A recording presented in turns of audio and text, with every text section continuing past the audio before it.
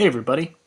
Today I've been getting a lot of questions about the seam creation in Photoshop for your toy project, as well as the methods that it would take to remove limbs or add and subtract different areas of the body. So that's what we're going to go over today.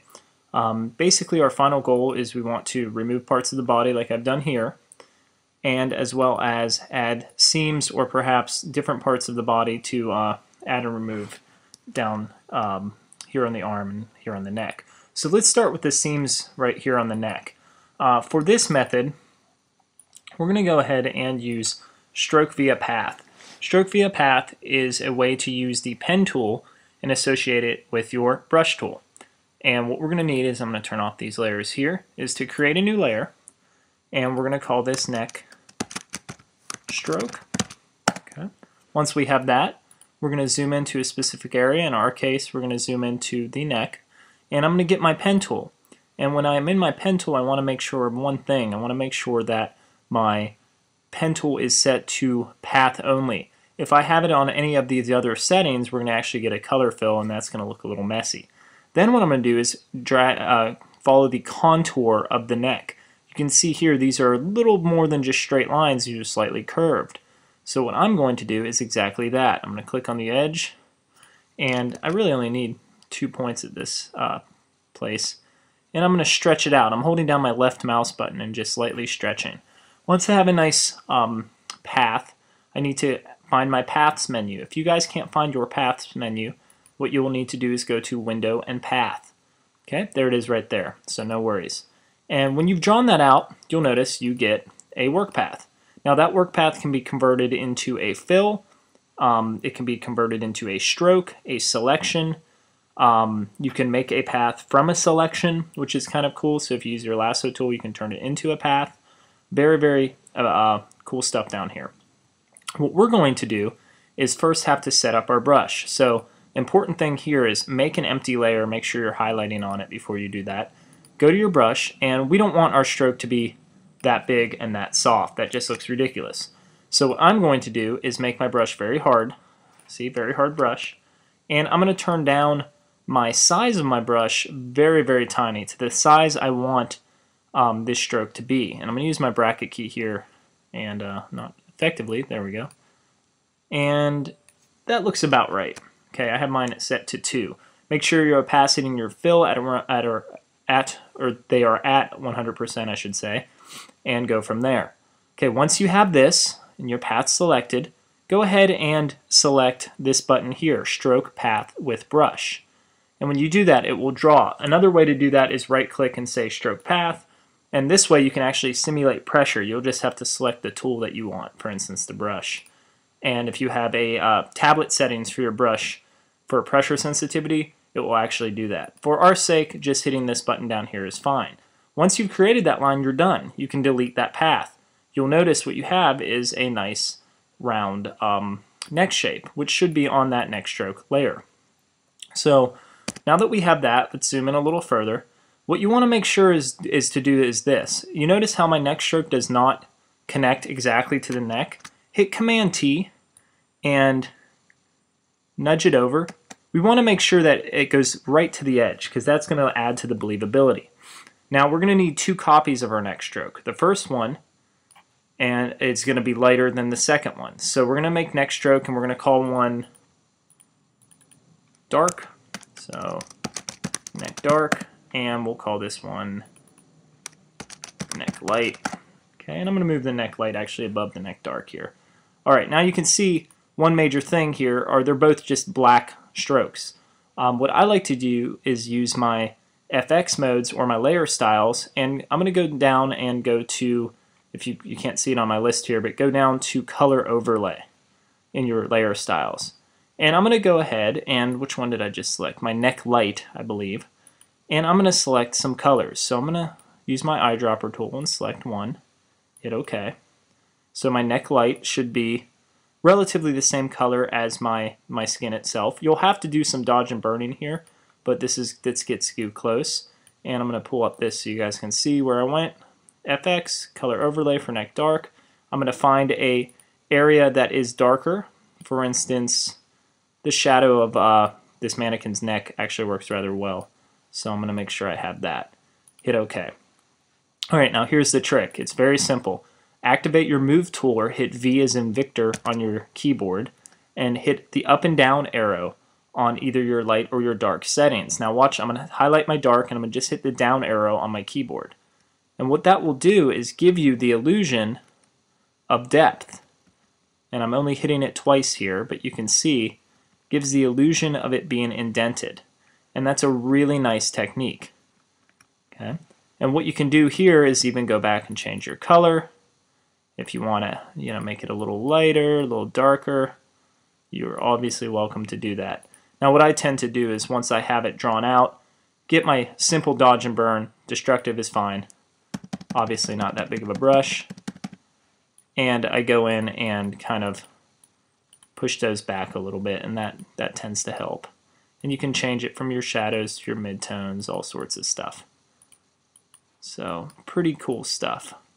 When in doubt, you have airbrushing, you have dodge and burn, and you just basically want to kind of blend those together. And from a distance, it will look actually like a cut.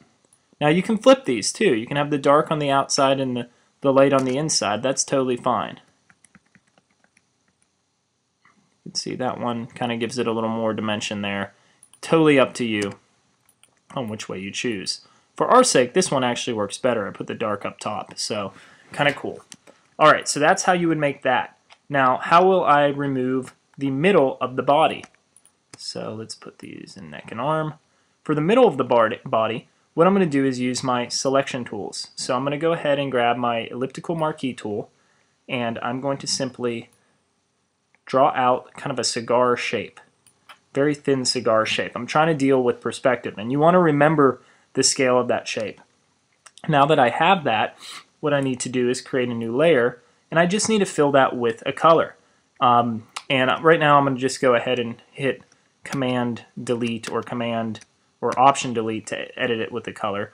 I can always add that color in later, so it doesn't really worry me. If you really want to add the color in, you can go ahead and hit your color palette, select a skin tone depending on what body and what skin type you're using, and hit Alt Delete, and it will Option Delete, and it will put in your foreground color.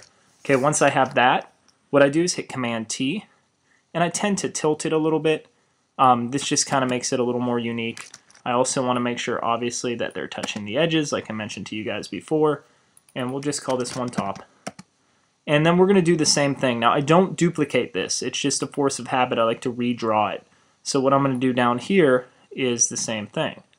Make a similar type cigar shape here, and I'm going to fill it with a color. I'm going to make another layer, of course. Option Delete, Command T, free transform, rotate it, and kind of shrink it in. Looks pretty good. I like it. If we need to move it down, activate your Move tool with the V key, kind of nudge it down. Command T again if you need to make it wider. And that looks pretty good. I'm missing some right here. I need to zoom in actually. You guys can see it doesn't really put it on there. Close. There we go. Perfect. Okay. And we're going to call this bottom. And for sanity's sake, we'll put top above bottom. What I need to do now is I need to highlight both of these. And this is kind of where it can get tricky. And the tricky part here when highlighting is once you command click, let's say I command click on the bottom one, if I hold down shift while still holding command, you can see there's a little plus symbol on my my icon, my little hand icon. That will add to it. So I command click, I hold down command still, my fingers on command, I tap shift, and I can add to that selection as well. Now that I have those, I want to stroke or put a stroke around the those specific paths. So I'm going to create a new layer and I'm going to call it stroke. And I'm going to go ahead and stroke on the selections there. And to do that, I can do edit stroke. And 2 is usually fine. I usually tend to pick a color that's in here. Center is fine. Everything else looks good. I do that, and what that has given me is basically just a round stroke around it, which you can see right here. Alright, now it's time for some dodge and burn. So on the bottom one, I'm going to get first my darken tool, my burn tool, and I usually make it darker where the area is going to be removed. So in this case, this is the top area. And you can go from shadows to midtones. You can see that will give you a little more range. Keeping in mind, obviously, your midtones and highlights and things. I'm going to go and, actually while I have the burn tool, I'll do the top as well. Just kind of getting the bottom.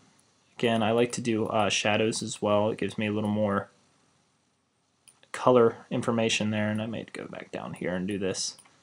Make sure you're highlighting on the layer, and like I was just doing. Cool. Let's go to dodge. Dodge the bottom. Smaller brush is needed. We dodge to where the skin's going to be. That's way too bright. So what I need to do is go maybe set it to midtones. There we go. It's a little more manageable. Do the top. Looks good. And I'm kind of over brightening it here for demo's sake, but I usually tend to brighten that out a little bit more. There we go. Alright, way too bright, but you guys get the picture. Once I have this, what I need to do is actually duplicate my body. And what I like to do is, rather than erase, since I have such a clear background, what I can do is make a new layer and call this fill body. And get my brush. Make sure it's a bigger brush now. We can get a little messy here. This is where it's fun about it. Hold down Alt to activate, while I'm in brush mode, to activate my eyedropper tool. And then just kind of erase.